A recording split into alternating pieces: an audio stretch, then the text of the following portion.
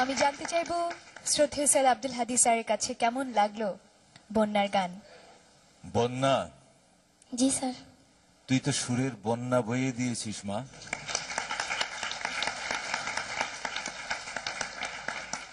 আমাদেরকে তো তুই মুগ্ধ করে দিলি আজকে।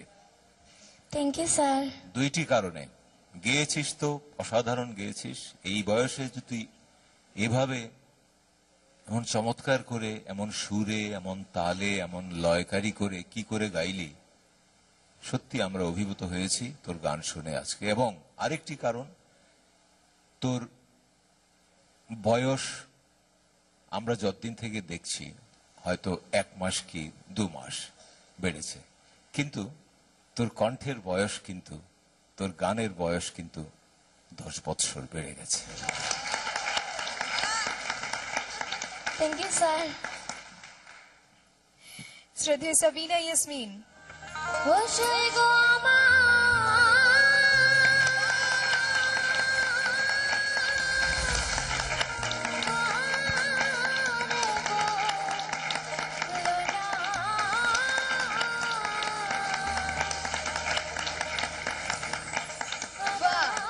বন্যা, স্ট্যান্ডিং ওভেশন।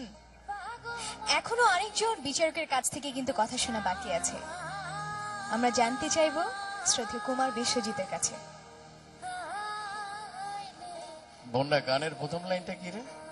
বন্ধুরে কই পাবো সখী গো, বন্ধুরে কই পাবো সখী গো। ওই পাবো সখী। বন্ধু পাওয়ার সময় তোর অনেক অনেক দেরি। চিন্তা করে এত SMS কি করবি, সেটা অতি জরুরি। আর এই মঞ্চে করে যায় একে একে সেঞ্চুরি, সাথে আমাদের দর্শকের মন চুরি।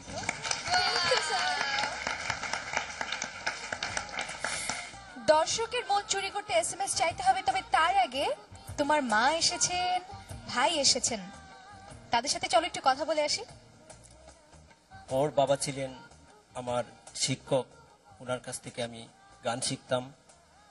ওরা 5 বোন, ওদের কোনো ভাই নাই।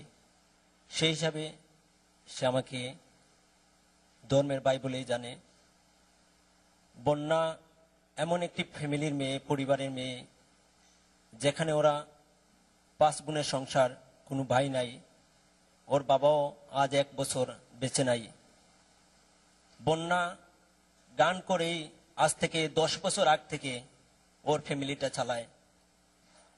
যে বয়সে বন্যার হাতে কাগজ কলম এবং খেলাধুলার সামগ্রী থাকার কথা, সেই বয়স থেকে বন্যা হারমোনিয়াম নিয়ে গ্রামে গ্রামে গিয়ে জলসায়, পূজা মণ্ডপে গান গেয়ে তার ফ্যামিলি চালায়।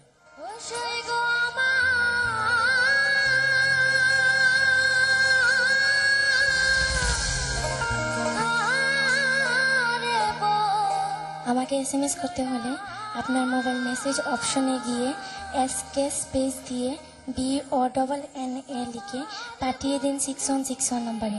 যে কোনো মোবাইল থেকে যত খুশি ততবার।